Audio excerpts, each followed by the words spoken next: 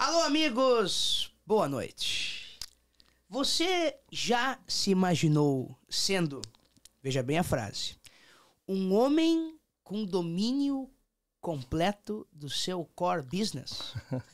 Isso não sou eu que estou falando, mas sim um dos maiores empresários do país, que disse isso para um homem de um verdadeiro sucesso. Ele que é natural de Guaporé, na verdade de um distrito do interior de Guaporé, nascido em 9 de dezembro de 1961, hoje com 62 anos, Paulo Jeremia não é somente o fundador de um dos mais tradicionais restaurantes do Rio Grande do Sul, o Di Paolo, mas também um homem que conquistou o mundo. E quem disse essa frase, que ele é um homem com o seu domínio completo do seu próprio core business, é o empresário Jorge Gerdau, que está aqui registrado nesse livro que conta os 30 anos, as 3 décadas de muito trabalho, construção e sucesso da hoje Rede Di Paolo, Grupo Di Paolo. Paulo Jeremia, esse estilo único, esse italiano que mesmo diz colono, mas que cada dia que passa conquista mais o Rio Grande, o Brasil e o mundo. Muito honrado em te ter aqui com a gente no nosso Dudu Night. Oh, grande Dudu.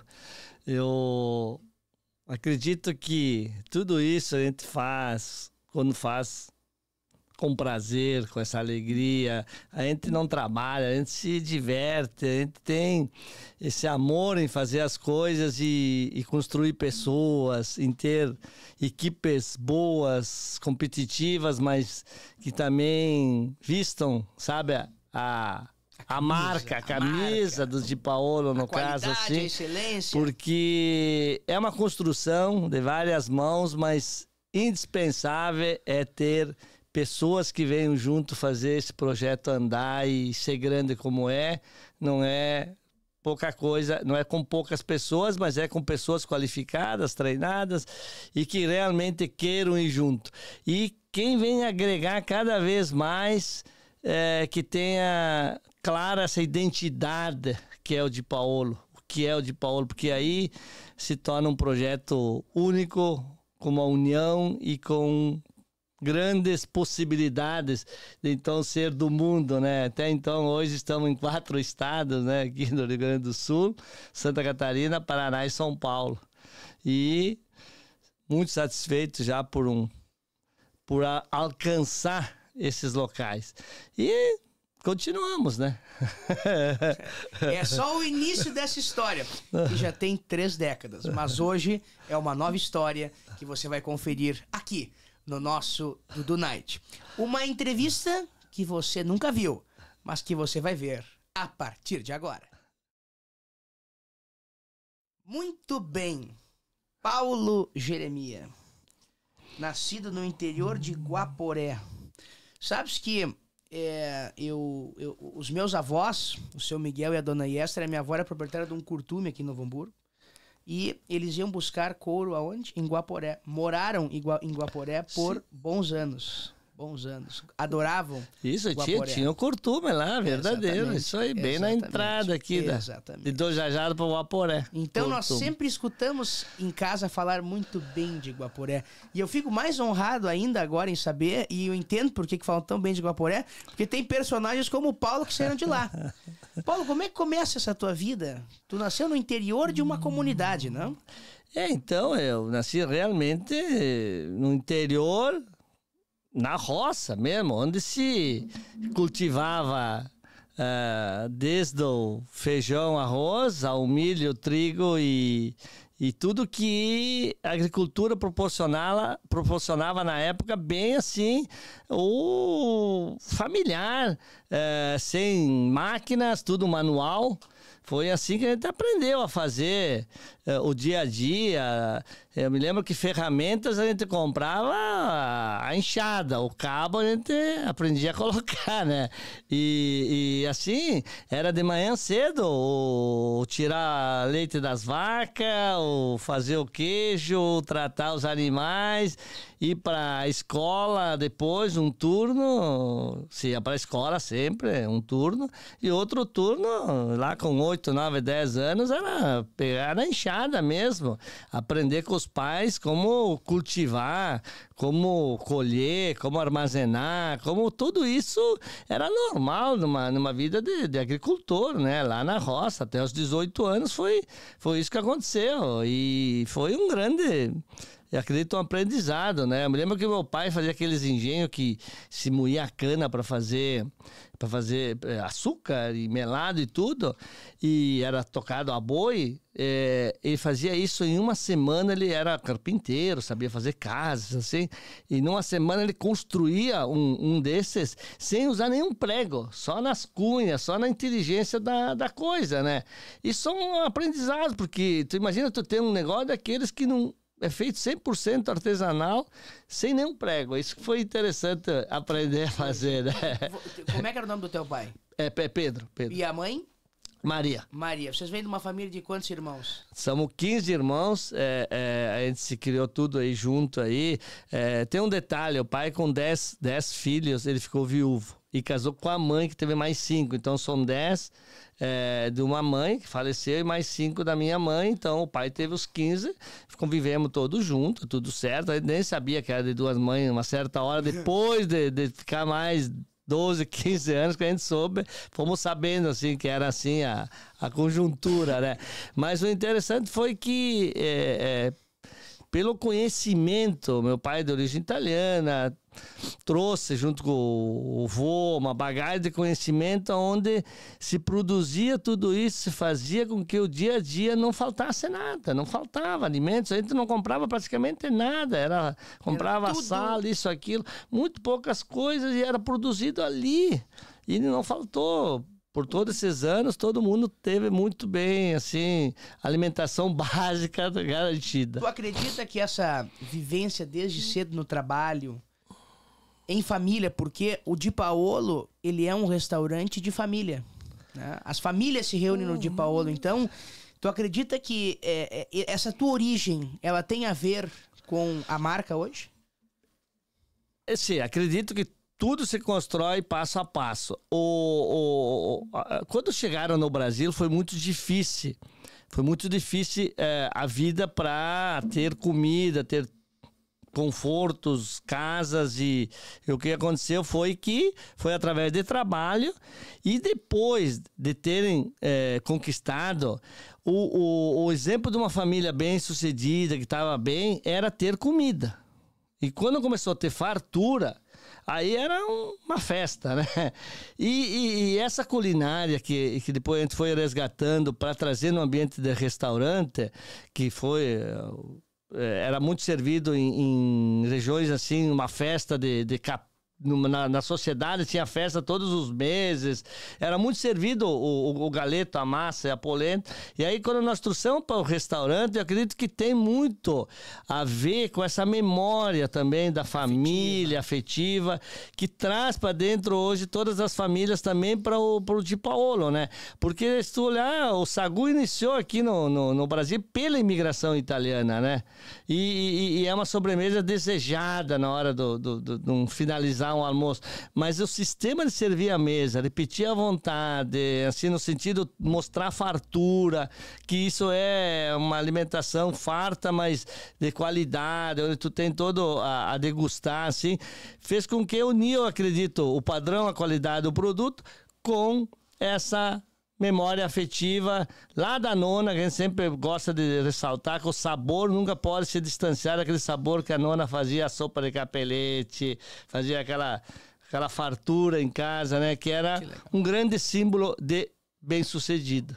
Isso era um símbolo de a época. Sim. Isso que é década de 40, 50, 60? Olha, 70, né? Tu tinha a migração, ela iniciou ali em 1870, 80. Meus avós vieram em 1890.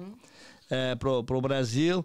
E vai fazer 150 anos agora. Mas essas memórias que tu traz, né, da tua vida, vem ali da década de 60, 70, sim, mais ou menos. Eu nasci na década de 60, em diante ali, né, 70, 80, ainda se vivia muito esse convívio familiar, de se reunir numa noite, fazer um serão, que não tinha nem energia elétrica na época, era na velhinha, e fazer uma sopa de capelete, fazer um jantar com o frango na época e uma massa, que se produzia tudo ali em casa, né? A massa era aquela, né? Tocar com os dois braços, né? Tu tem saudade dessa vida, desse interior? Assim, olha, eu tenho boas referências, tenho uma saudade afetiva, mas era muito, muito trabalhoso. Assim, fazer tudo com a mão, fazer tudo assim, levava aquela autenticidade, aquela originalidade e tudo. Só que era um trabalho excessivo. Eu vou te dizer que minha mãe foi a pessoa que eu mais vi trabalhar até hoje na vida, né? Assim, para 10, mais 5, 15 filhos, costurava para todos, fazia comida para todos, planejava um dia para o outro, cuidava de um monte de coisa. Era das 6 da manhã às 10 da noite. Então, assim, era contínuo o trabalho, lavava roupa para todo mundo. Então, assim, tu vê que era muito trabalhado. Não tinha as máquinas que nem hoje, né? Então, era muito trabalhado. E isso foi meu pai, todo mundo pegava junto. Mas eles tinham uma força de trabalho. Eu vejo que tu te emociona quando fala disso. Era muito trabalho. Porque passa um filme na cabeça. Eles não tinha sábado, domingo, não tinha descanso. Por isso, para nós, hoje, trabalhar direto assim, nós não sentimos, porque era normal tu ter todo o serviço em casa no dia a dia. Era normal. Funcionava assim. O que eu vejo hoje, dentro desse momento histórico que a gente vive? Nem tudo aquilo e nem tudo hoje. Acho que tinha que ter um meio termo dentro das famílias, dentro do ambiente de escola e tudo, o saber fazer. Saber ensinar, para saber depois fazer, ensinar, sabe? Ter mais esse conhecimento prático de aprender a fazer. Eu sempre digo, aprender a fazer o bolo e fazê-lo 10 vezes, as 10 vezes ficou boa. Aí eu tomei posse do conhecimento, né? Isso é fundamental para que a gente escolha melhor nossa profissão, o que fazer, o que eu gosto, mas pode aprender a fazer várias coisas até escolher e saber que é o seu. Porque para mim o principal negócio que aconteceu comigo foi acertar a estrada. Eu só tenho essa referência do Dr. Jorge porque eu acertei o meu negócio, o que é para mim. Por isso que a gente se torna bom no que faz. Quando tu acerta a estrada. Se tu não acerta esse teu core business, esse teu negócio, a tua vida, por mais que tu trabalhe, talvez tu não tá fazendo da maneira certa ou tendo o resultado que devia ter. Acertar a estrada, acertar o seu projeto de natureza, que daí tudo dá certo. Que coisa linda. E quero lembrar aqui a todos vocês que, quando falamos de Jorge, estamos falando de nada mais, nada menos do que Jorge Gerdau Barbi Johan Peter. Um carioca que conquistou o Rio Grande do Sul, considerado um dos 100 homens mais influentes do país na década 21. Ou melhor, desculpe. Na década 21, não. Estou certo ou estou errado?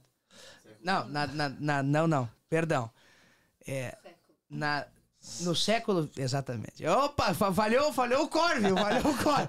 Ele falou, o teu é mais forte que o meu. Não, mas entre brincadeiras à parte, o Jorge Gerdau é uma das pessoas, um dos líderes empresariais, não só influente, não é sobre influenciar somente. Quem senta com o Jorge Gerdau aprende muito. Né? Eu acho que é uma história de uma família que obteve um sucesso. Tu vai na China, tu fala em Gerdau, todo mundo sabe que é Gerdau. Tu vai nos Estados Unidos, tu fala em Gerdau, todo mundo sabe que é Gerdau. Tu vai na Itália, todo mundo sabe que é Gerdau. É uma empresa que conquistou o coração das pessoas pela força do trabalho. Esse é Jorge Balbi Gerdau Johan Peter. Que acertou totalmente seu projeto, né? Ele falava comigo até no dia, me falando exatamente coisas parecidas. Ele falou, eu me identifico contigo, porque a gente faz com aquela vontade, aquela raça, de querer fazer mais, né? E é isso que acontece quando tu realmente tá no teu caminho certo. Eu repito aqui a frase do Gerdau no livro dos 30 anos, 3 décadas de Di Paolo. O Di Paolo merece o reconhecimento de todos nós. O Paulo Jeremias tem uma qualidade que julgo incrível: o domínio absoluto do seu core business. Aprendi ao longo da minha trajetória profissional o imenso valor dessa característica. Foi por ser um profundo conhecedor do seu negócio que o Paulo conseguiu contribuir com esse empreendimento fantástico. É um lugar que dá prazer de frequentar, pois sabe realmente atender bem os clientes e tem na satisfação de quem por lá passa o seu grande objetivo. Então, essas são as palavras do Jorge Gerdau nesse livro de 30 anos do Di Paolo. Vamos fazer o seguinte, vamos para um break e nós voltamos na sequência. E faço outra aposta. Eu devo ser o CPF que mais frequentou o Di Paolo na história. É com a frase de nada mais, nada menos do que Clóvis Tramontina que nós estamos voltando para este bloco. E o Tramontina diz essa frase no livro. Ele considera que ele foi o CPF que mais frequentou o Di Paolo na história, Paulo Jeremias. Clóvis Tramontina, o CEO, o presidente, o grande empreendedor da Tramontina. Empresa de mais de 100 anos, né? E que desde cedo, assim, lá há 30 anos, primeira semana, primeiro mês que iniciamos lá entre Bento e Garibaldi, ali no Castelo Benvenuti, né? O primeiro Di Paolo na época, chamado Giuseppe, e que era eu, meu irmão Roberto e mais 6 funcionários. Foi assim que iniciou, então, o primeiro Di Paolo hoje, né? E ele vinha com a família, ele vinha com um diretor, ele vinha com clientes, ele vinha com marketing, era assim, ó, era o ponto de encontro da empresa Tramontina ali no Di Paolo. E fim de semana vinha com a família, vinha de tudo que era gente. Ele e o saudoso também, o Ruiz Comação, que até esse dia também estava aí conosco e foi presidente muito tempo do conselho e tudo da Tramontina, né, o grande mentor, que muito, muito me ajudaram em conselhos, em ideias, em inovação. O Rui era também muito nessa parte da inovação. Um dia ele chegou e disse: Paulo, esses talheres não estão combinando mais com a tua casa. Tu reúne eles todos, nós vamos doar esses talheres para uma fundação, para alguém, e vamos vou te doar tudo novo Tramontina. Lá de início eu não tinha dinheiro, era assim mesmo. E aí isso foi uma coisa que também combinou muito com o seguinte, né? E com o Clóvis depois sabendo. A partir de hoje, todas as tuas casas, ele acreditou desde a primeira, viu? Todos que tu tiver vai ser Tramontina, tá? E nós tínhamos uma só. Mas para ver como eles diziam muito, até o Rui falou para mim mais de uma vez, que assim, o Di Paolo tinha uma proposta onde tu chegava, em menos de 5 minutos já resolvia todo a problemática de chegar em uma criança, um adulto, ou quem fosse, porque a sopa de capelete em 5 minutos era servida e passionava e alegrava todo mundo desde o início. E no sistema de servir agradava a todos e que conseguiu botar essa qualidade, uma estética, uma apresentação na mesa e tal.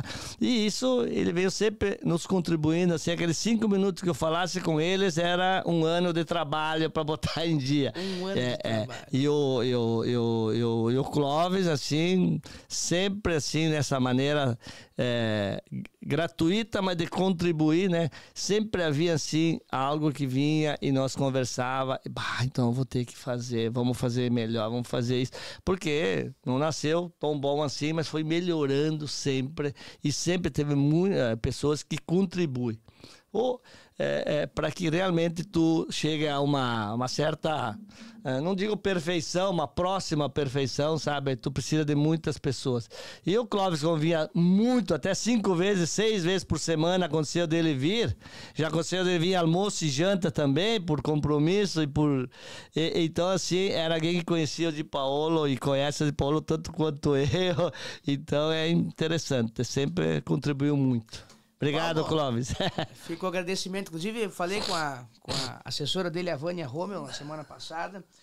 E Falamos anteriormente também, e lembramos de uma história que eu vi uma entrevista do Clóvis, onde ele disse que foi com os pais para Tel Aviv. E aí chega no restaurante, pediu uma carne de jacaré, se eu não me engano, e aí mostra os talheres, né, ele olha os talheres, o garçom vem e diz, não, nós vamos ter que trocar os talheres, porque esse talher aqui não corta a carne de jacaré. E quando ele troca os talheres, ele traz o quê? Um talher da Tramontina. Tava o pai dele junto, né? E o pai e a mãe. Os dois casais. E aí ele ainda diz na entrevista que o garçom diz, esse é o único talher que corta esse tipo de carne. Imagina, tu tá em Tel Aviv e tu escuta que o teu talher é o único que corta a carne. Isso o cara tem que se sentir...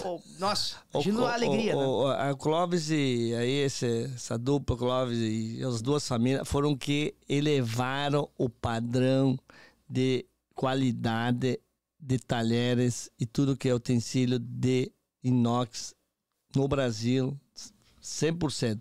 Inclusive, hoje eles fazem também equipamentos para fogão, fritadeira, eles fazem equipamentos de cozimento. Isso aí também é outra coisa que veio preencher muito bem uma necessidade que nós tínhamos aqui no Brasil. Que legal.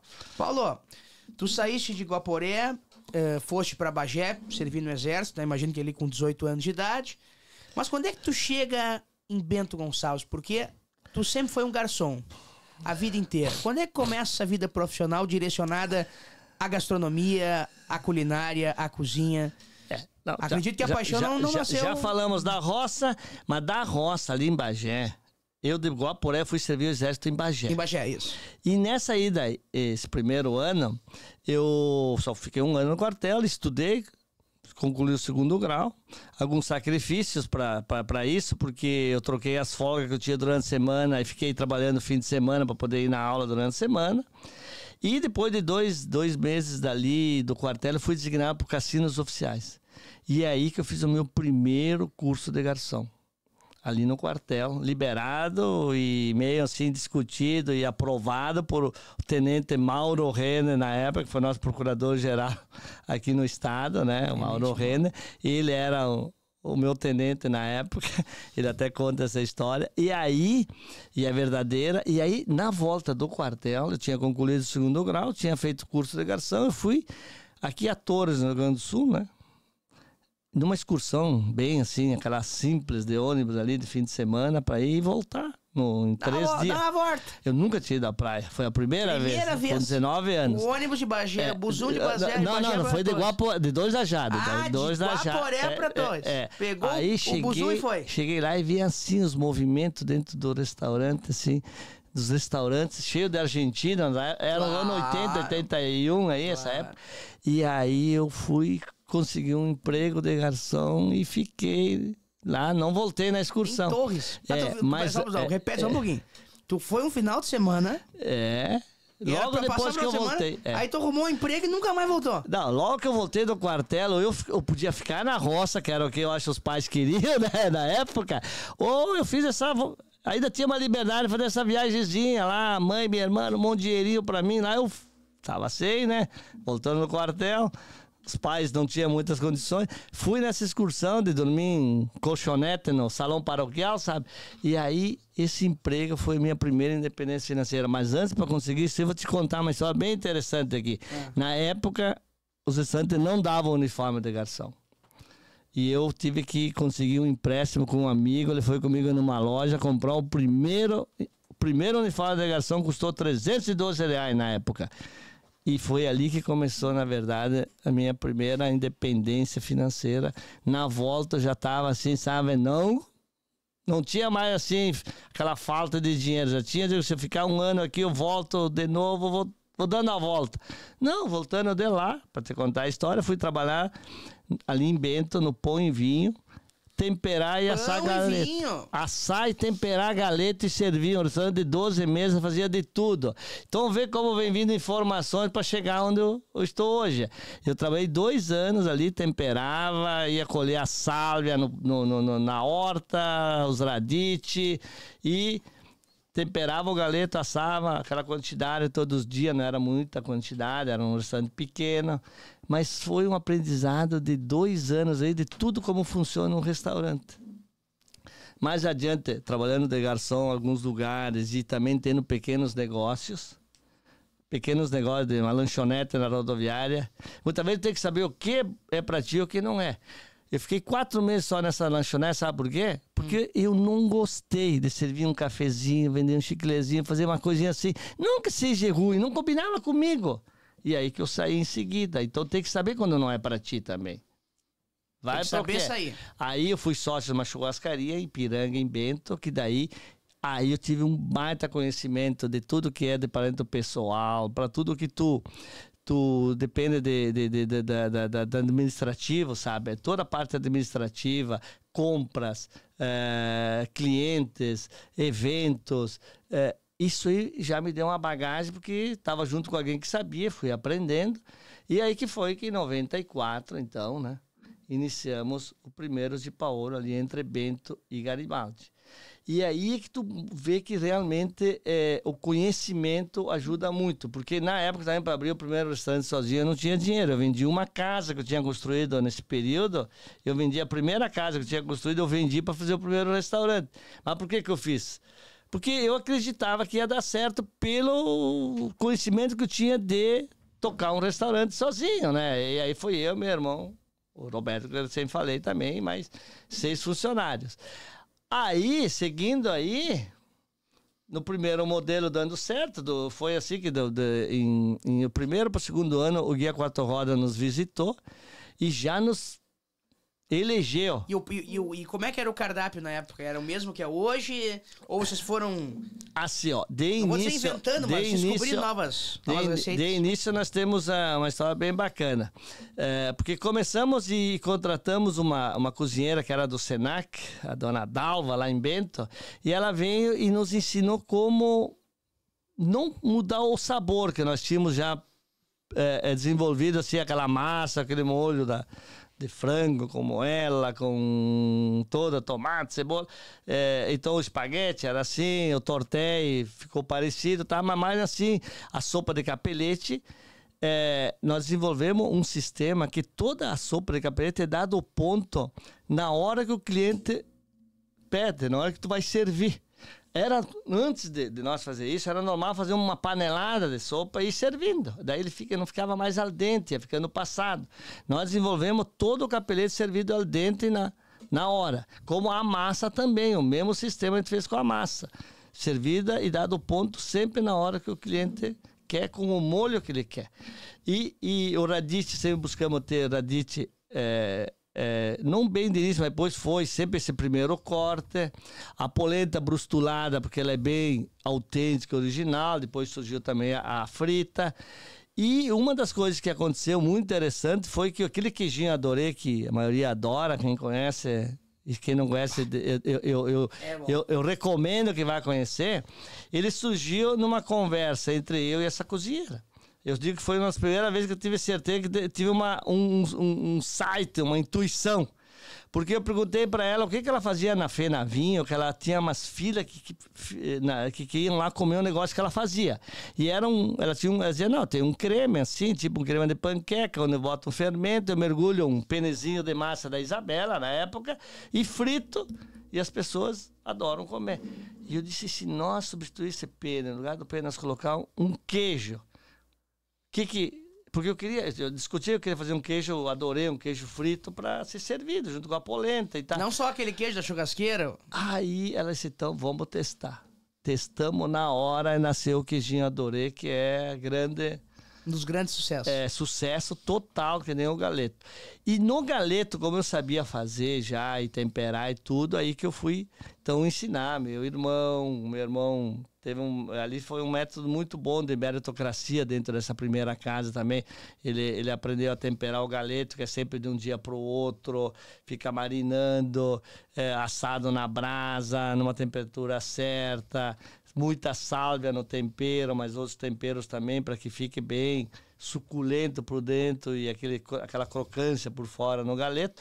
E aí, esse meu irmão, ele começou na churrasqueira, ficou 2 anos na churrasqueira, depois foi para a copa, que daí só servia mais os garçons, foi para garçom, foi para caixa, recepcionista e tal. até ser gerente precisou alguns anos. Esse modelo foi usado nessa primeira casa para hoje nós temos 17 sócios operadores, que a maioria se formou dentro desse... O nosso sócio operador de Gramado, o Sandro, foi o primeiro garçom do grupo. O primeiro garçom é o gerente de Gramado. É, o sócio gerente de Gramado. Que é um dos grandes restaurantes da rede. Isso pela aí. cidade. Mas depois tem o Márcio lá em Caxias, tem o outro. São vários que se formaram dentro assim, do grupo. Que hoje são esses sócios que tem. Por que é bom isso? Porque ele já leva todo esse conhecimento, toda essa identidade, né? Um outro negócio que eu acho que a gente acertou muito foi o sistema de servido à mesa. Com essa reposição, assim, à vontade que a gente faz, a gente sempre serve uma comida na hora que vai comer, quente e com fartura, que é uma das nossas propostas.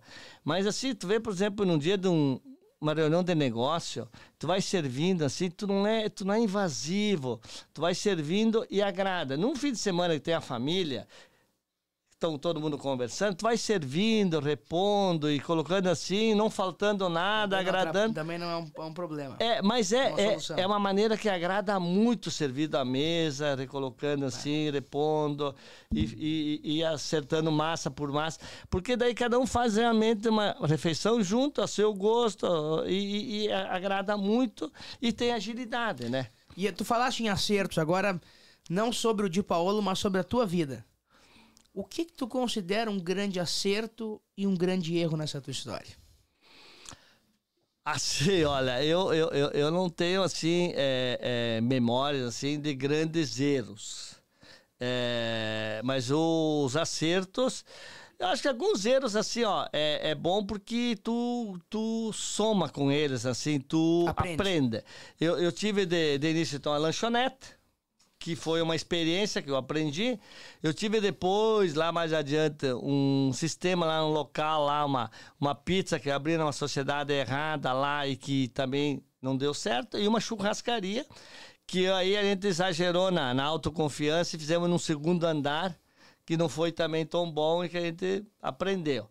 São 3 erros de experiência que valeu muito, mas... Muito mais são os acertos, então, porque assim, o que aconteceu? Desde o início, nós formando pessoas e da primeira casa, que já tínhamos ganhado, então, destacada a qualidade do Guia 4 Rodas, que deu fomos muito conhecidos pelo turismo, precisamente, né? Então, a localização, estar em localização onde o turista chega fácil, onde é local turístico, porque a nossa culinária, gastronomia, a cutina, essa da Serra Gaúcha, ela é muito atrativa para turismo também, né? Então, estar em local turístico aí na entrada do Vale dos Vinhedos é já um acerto, um grande acerto que a gente teve, para ter essa visibilidade. Em menos de 3 anos, a gente foi convidado, na época, pelo Shopping Guatemi Caxias, para abrir a segunda loja. E que foi um acerto com riscos, porque a gente foi num shopping onde a gente não tinha experiência, é muito diferente fora do shopping, dentro do shopping. A gente sofreu de início, mas adequamos logo com nós tínhamos assim uma Kombi que ia todos os dias de Bento a Caxias com 9 pessoas para levar padrão e qualidade quando abrimos lá. Mas tivemos um grande acerto nessa loja, que foi quando nós, num dia vou te contar essa história rapidinho, eu tô com a arquiteta e o restaurante já tinha aberto e nós estávamos fazendo a obra para abrir daí uns dias. E assim, no mall do shopping passava muita gente. E aí eu peguei para a arquiteta e digo, vem cá, não consegue me abrir uma janela aqui para mim vender pratos para fora? Porque vai ajudar muito, né? Então esse foi um acerto que é o seguinte, a gente abriu 30 centímetros, aquilo ali vendia 5.000 pratos por mês. Nossa! Aqueles pratos garantiam a sustentabilidade do negócio, porque o orçamento era muito pequeno, só tinha 80 lugares e não ia ser suficiente pelo custo do shopping.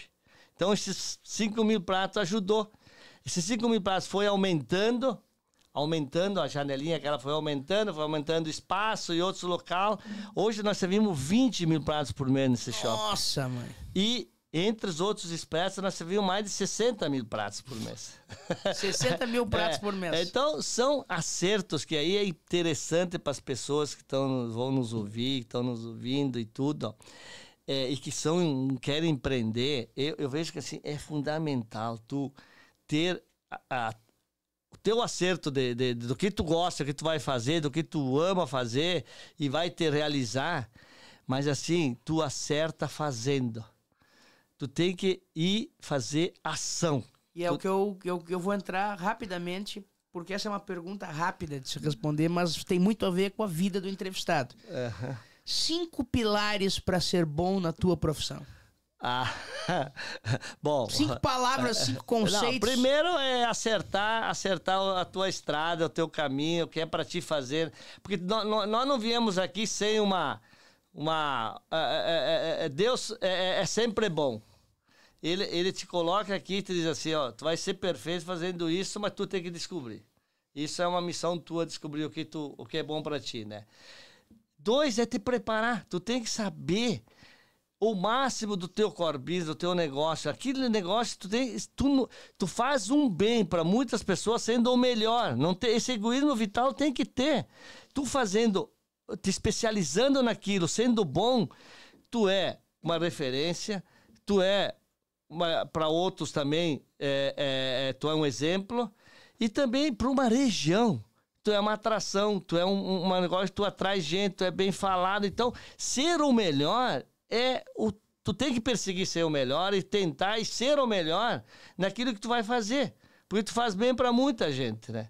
Aí dentro disso aí, para te ser esse melhor, tem que formar gente, treinar, buscar quem vai seguir, quem vai ser teus braços. No nosso caso, os nossos sócios, operadores, são todos os braços que levam a qualidade, a identidade, tudo isso. E isso tem que implantar padrões. Tu tem que ter padrão de qualidade e não é só os manuais, só o escrito. Tu tem que ter na prática, no dia a dia. Ter isso claro. Que são os principais. E junto com isso, o padrão de atendimento, de qualidade de atendimento, de ser aquela pessoa, aquele garçom principalmente, o recepcionista, mas desde lá da entrada, lá do estacionamento, saber que tem um atendimento de acolhimento ao cliente. A pessoa é uma pessoa que está chegando, que ela escolheu vir no seu restaurante, ela saiu da empresa, de casa, gastou combustível, ela veio no teu negócio, ela te escolheu, tu tem que acolhê-lo, servir com o máximo de tudo que tu prometeu, porque assim, se tu não servir tudo que tu prometeu, ela se sente lesada e tu não fez o teu compromisso, que é o mínimo que tu deveria fazer é entregar o que tu prometeu. E nesse caso, tem que fazer todos os dias, do primeiro ao último cliente. Não existe um que não é melhor ou pior que o outro. Todos têm que ter esse cuidado de ter essa qualidade.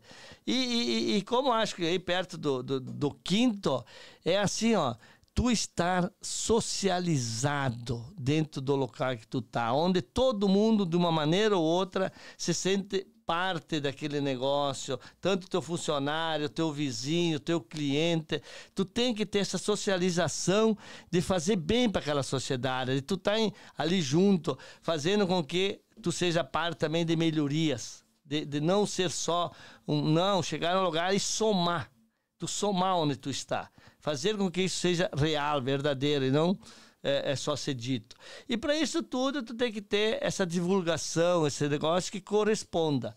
Sempre com padrão, com originalidade e autenticidade. Eu acho que uma das coisas mais importantes é que a experiência que tu vai ter dentro do Di Paolo hoje, ela seja em todas as casas possíveis, assim, ter o padrão e a qualidade, mas que a experiência, ela seja boa. Porque aí é o nosso melhor marketing, melhor de tudo, é quando o real boca a boca sai satisfeito e é levado isso. Então, são os pontos que eu acredito que qualquer negócio, em qualquer área, conseguindo fazer isso, porque assim, ó, os negócios não quebram pelos negócios, os negócios quebram pelas gestões, pelas pessoas. Não tem negócio que quebra pelo negócio. Tem negócio que tem que mudar. Nós inovamos muito no nosso negócio. Desde porções menores, servido, individualizando, cada cliente recebendo sua porção de massa, tendo menos desperdício para poder ter uma dinâmica melhor de custos e tudo.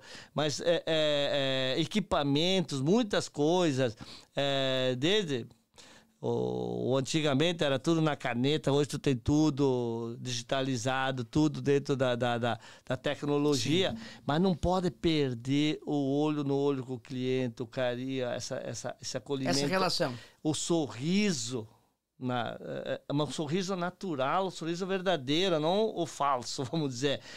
O cliente entende se o sorriso é de alma, de amor ou não. Então, isso aí, ele tem que estar bem claro que as pessoas não podem não estarem de bem nesse dia para atender, para tudo. E para isso a gente tem uma escola de Paulo que treina, que consegue realmente comprometer no sentido assim, é bom para mim, eu ganho mais, eu faço melhor, a gente tem uma turma bem remunerada, mas tem que ser bom para ele também, ele tem que fazer a vida dele, um funcionário de Paulo, ele tem que fazer a vida dele também ser boa. Porque daí ele é bom pro Di Paolo. Nós temos um exemplo da nossa primeira cozinheira, ainda está lá em Garibaldi.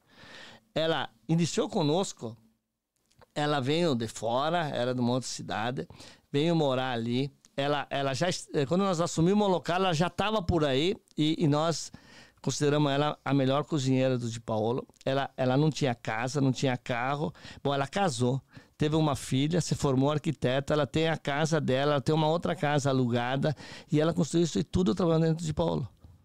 Então, é tão boa que ela faz, quando faz bem a vida deles, dá para fazer tudo isso e isso é um dos exemplos que a gente fala para todos os funcionários. A gente gostaria que eles fizessem bem a vida deles, porque aí ele é o melhor para o Di Paolo. Passadas 3 décadas de história, Paulo Jeremia ainda se emociona ao contar a história do seu sucesso, do seu negócio, da sua empresa, da sua marca. Acertar a estrada, te preparar para a vida são 2 conceitos que eu digo. Vamos para o próximo bloco. Um monumento da Serra Gaúcha. Assim define um dos chefes de cozinha mais famosos do país. Parecido contigo, inclusive. Olivier Anquier. Bonitão. Pô, quem não era criança na TV e não assistia com a mãe, com o pai, Olivier Anquier. Olivier Anquier. Bons tempos, né? E que define o Di Paolo como um monumento da Serra Gaúcha. E aí tu escuta, né? Pô, eu fundei um monumento. Eu criei um monumento. Pois é, eu acredito assim que a gente deu forma, deu vida maior a algo que existia lá, essa culinária, né? Mas da maneira, do jeito, a gente foi acertando um crescimento de oportunizar mais gente conhecer e se alimentar e comer dessa cultura, dessa cutina, dessa culinária. E que hoje é, sim, uma marca que leva, inclusive na nossa logomarca já está assim, o Di Paolo Cucina da Serra Gaúcha, como uma realidade. Porque quando nós identificamos isso, via um brand que a gente fez, com uma pesquisa de mais de 600 pessoas pesquisadas, tanto presencial como online, tá? Nós vimos que esse sistema de sequência que servimos, ele iniciou e é da Serra Gaúcha, é um monumento realmente da Serra Gaúcha. O Galeto iniciou em Caxias do Sul, o Sagu é também da imigração italiana, eu digo que é de Bento, deve ser, né? Ali pertinho, né? E os outros pratos, eles são servidos diferente quando são italianos. O próprio, as massas na Itália, o sistema, a polenta aqui nossa é diferente. Foi o que o imigrante tinha na época aqui e fez para se alimentar e criou essa maravilha de sabores e de acompanhamentos, mas que um combina com o outro a hora que tu quiser comer e vai dando certo, entende?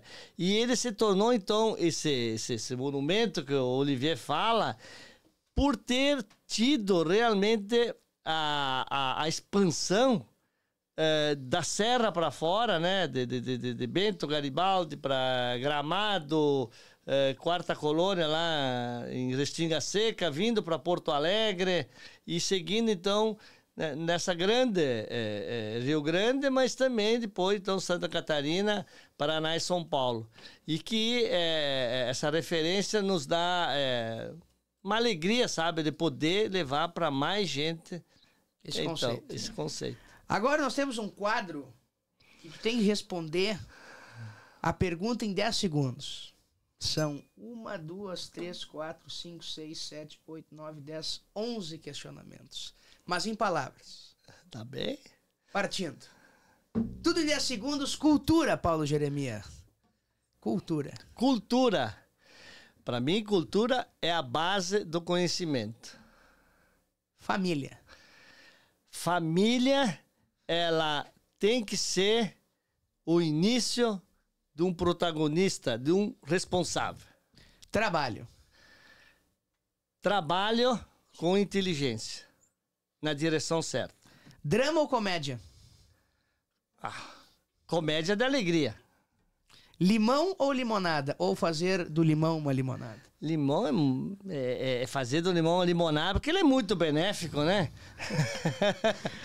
Amizade. Amizade que corresponde contigo, que faz tu ser mais. Política. Política para os políticos e nós vivê-la da maneira de contribuir. Brasil. Brasil, para mim, é a grande oportunidade do mundo. Eu já tive negócio, e não tinha falado antes, nas Ilhas Canárias, na Espanha. E quando lá deu a gripe aviária, que paramos o negócio por causa da gripe aviária, ninguém comeu frango por 1 ano, e eu retornando ao Brasil, começando ampliações e mais casas, tipo Caxias aqui, que foi a primeira casa depois do retorno, eu falei várias vezes, temos no Brasil uma ótima mão de obra, matéria-prima farta, locais para crescer em várias cidades do Brasil. E um clima e tudo muito maravilhoso. Então, assim, o Brasil tem seus problemas econômicos ainda, por isso, por aquilo, mas ele como local no planeta, como o Brasil, único. É um dos melhores locais de oportunidade. Futebol. Futebol! Comecei lá no esportivo. Esportivo! Mas tu jogava no esportivo? Não, eu só assisti. Ou tu fingia que jogava? Tu era o técnico? Eu até vou dizer o seguinte, que futebol eu usei muitas vezes na empresa. E jogar futebol... o time da empresa. E jogar com os colegas, os funcionários, e ver o comportamento de cada um. Tu sabe muito bem como poder tirar mais ou menos na empresa. Porque tem o que reclama, tem o que faz e tem o que passa a bola. E na empresa nós temos que ver muito bem isso aí. Tem o que se incomoda, reclama do outro, tem razão, não tem. Num jogo de futebol se pode aplicar muito dentro de uma empresa o bom funcionamento. Eu vou interromper o quadro. Vem cá, nosso diretor operacional. Conta pro Paulo Jeremias o que nós estamos aprontando agora. Dito isso, agora existe o do News Sport Clube. Então, a partir disso, a gurizada, quando sair o episódio, eu tenho certeza que no próximo jogo o comportamento de cada um vai estar diferente. Exatamente. Vai ser analisado pelo nosso... Ele é o nosso Alessandro Barcelos. Tá? Muito bem. Melhor não. Agora não vou dizer Alessandro Barcelos, porque nós estamos gravando bem no dia que o Roger é anunciado no Inter. Mas não vou falar muito. Olha... Mas é o nosso Florentino Pérez, esse não... Tem muito mais a ver. Aí quando nós formos pro futebol profissional, eu uso em treinamento da empresa. Como é o comportamento do presidente, do treinador, do líder, de quando o líder de campo tá ou não tá, como funciona. É assim, olha, eu vou ser bem claro. Só funciona futebol quando as partes estão unidas e muito bem unidas para os objetivos. O jogo se ganha ou se perde antes de entrar em campo. Então o grande problema do Inter é o Alan Patrick. Capitão. Eu não sei qual é a posição que foi mudado ele, porque ele jogava muito melhor e muito mais antes de vir uma outra conjuntura, o Patrick. Isso é verdade. E o que eu vejo que nós teríamos que deixar muito... Para mim, eu não vou falar aqui de nenhum time, porque a gente trata bem de todos os fregueses, né? Não tem que... Mas qual é o teu time do coração? Não, eu sou... esportivo. Não, sou colorado. Sou colorado. Mas assim, ó... Esperança é o time que vence é time que tem união. E ele decide, antes de entrar em campo, muitas coisas. Lá dentro de campo tem que estar tudo resolvido. Quando você resolve dentro de campo, é um problema. E quando vai fazer uma mudança, é quando tu tem a visão do todo e tu vai botar aquele jogador que tu conhece e vai resolver. Porque aí tu já viu o jogo, aí tu pode melhorar o jogo. Eu vi que o Inter, nos últimos 10 jogos, quando mudava, piorava. É desconhecimento, é não querer acertar. Não tem liderança, né? É não querer acertar. Acertar, quando o jogo tá andando, nós vimos no nosso... Quantos outros jogos são decididos com aquele que entra e resolve. Porque tu já viu o jogo, tu já viu como o outro joga. Eu tenho que fazer isso na minha empresa, quando eu tenho que botar um financeiro assim, um aqui, ou trocar. E quando tu tá com o jogo andando, tu tem todas as chances de acertar e ganhar o jogo. Se tu faz o que tu tá aplicando no dia a dia. Tu já treinou, já fez, papá. Agora, se tu vai treinar no jogo, tu vai improvisar ou não vai saber o que fazer e piora, aí é porque tu tá despreparado para aquele momento. Eu tenho uma última pergunta, mas eu não sei o que eu vou fazer nessa pergunta, porque eu acho que vou me esconder pra fazer essa pergunta. Prato preferido? Não, assim, ó. Prato preferido é galeto, polenta, radite e vinho. Porque para manter o vinho também, assim, é o melhor acompanhamento para uma refeição. De prato em prato, troca sabor, é um alimento também. Esse vinho consumido responsavelmente junto a uma refeição é também alimento. Paulo, que espetáculo de entrevista, hein? Pô, obrigado. Fantástico. Quantos restaurantes a rede tem hoje? Vamos contar junto rapidinho, assim? Pode contar. Ó, iniciamos então entre Bento e Garibaldi. São 2. Não, 1.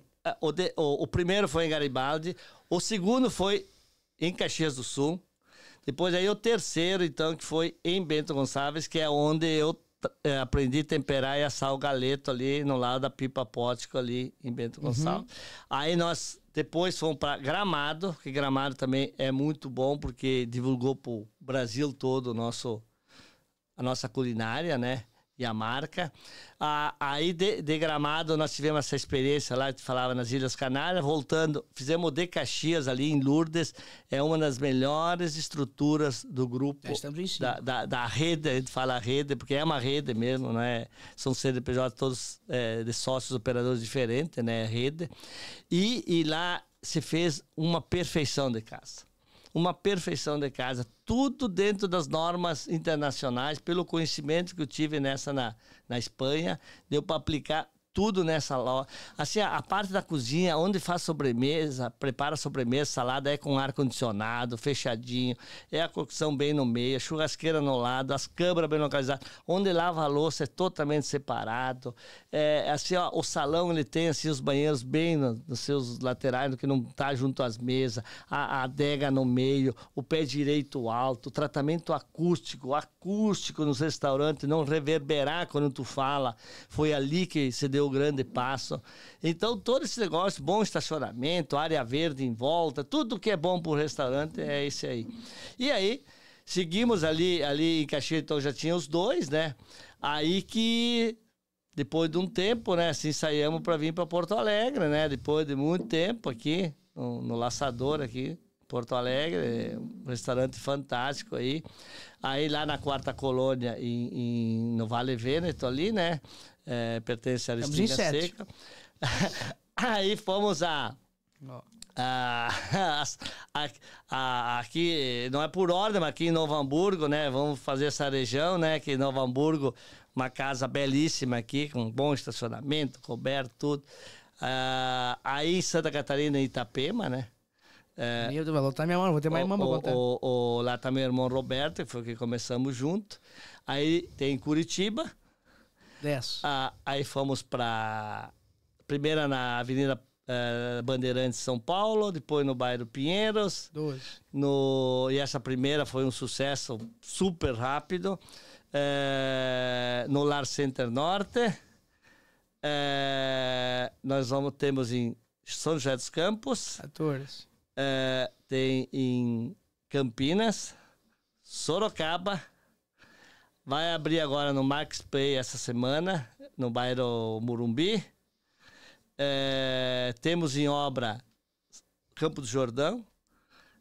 Temos em obra Foz do Iguaçu.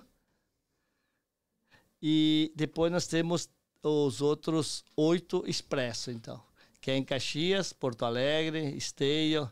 São 8. Então são 20 operações finais, 18 operações prontas, 2 abrindo, então serão 20, mais as 9 operações expressas. São 29 operações hoje que o grupo tem. Hoje são 28, 28, logo vem outra, né? Aí, e 28. Caxias do Sul são 4, né?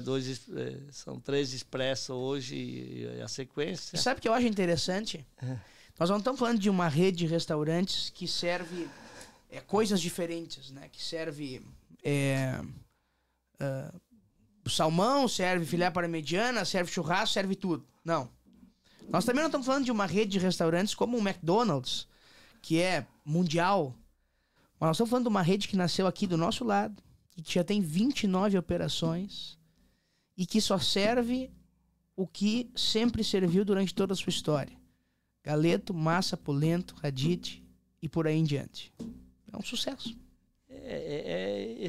Cultivar cada vez mais essa identidade forte, sabe? De um prato na culinária que eu vou dizer assim para ti, assim bem, Dudu, se nós olhar o churrasco também iniciou de uma maneira assim, e não faz tantos anos, e tem milhares de churrascarias espalhadas por aí. O galeto, ele agora começa a ser ampliado. Estamos nós, o de Paolo, o Mamma Mia, expandindo e tá.